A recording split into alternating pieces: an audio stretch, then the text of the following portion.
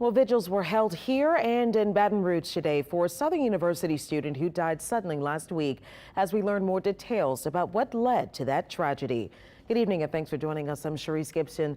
Officials are now saying that hazing may have played a role in Caleb Wilson's death, and a criminal investigation is underway. And tonight, our Whitney Miller visited his home church as they remembered Caleb. Yeah, two communities are hurting tonight, mourning the loss of a son and a bright light here at Pilgrim Baptist Church. The message tonight, very simple. The Wilson family is not alone.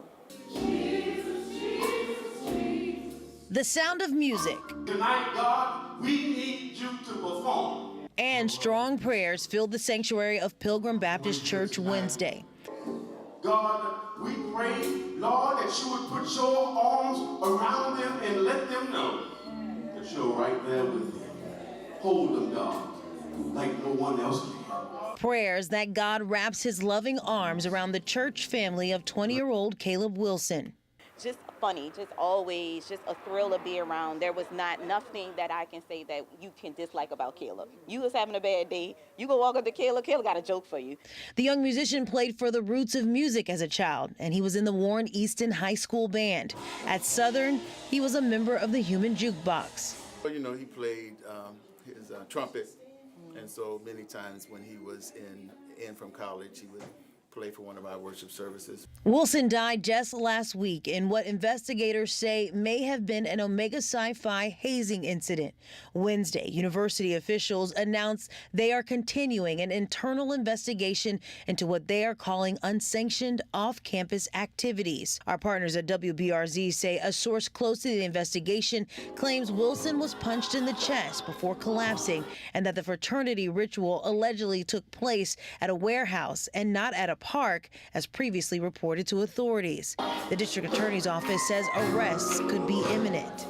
I pray that you would bless him, Lord, that you would give him wisdom to understand that the things that are being done in the name of brotherhood is not right. No matter the cause, Wilson's family and friends are praying for strength as they navigate his untimely death.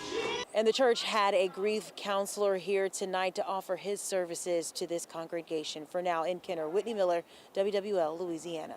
Louisiana, hazing is prohibited. Violations face a $1,000 fine and 6 months in jail. And if the person dies or is seriously injured or has a blood alcohol level that's above 3%, that increases to $10,000 and 5 years in jail. Now, these went into effect with the passage of the Max Groover Act. In 2017, Groover died while pledging to LSU's Phi Delta fraternity. Matthew Knockin was convicted of negligent homicide because at the time, the crime of felony hazing didn't exist in the state. Now, the law was first used in 2020 when LSU police arrested a Phi Kappa Psi member after a pledge was hospitalized with alcohol poisoning. And other fraternities have been kicked off campuses. In 2022, the University of Louisiana Lafayette suspended 2 chapters for 3 years, and last year LSU booted another.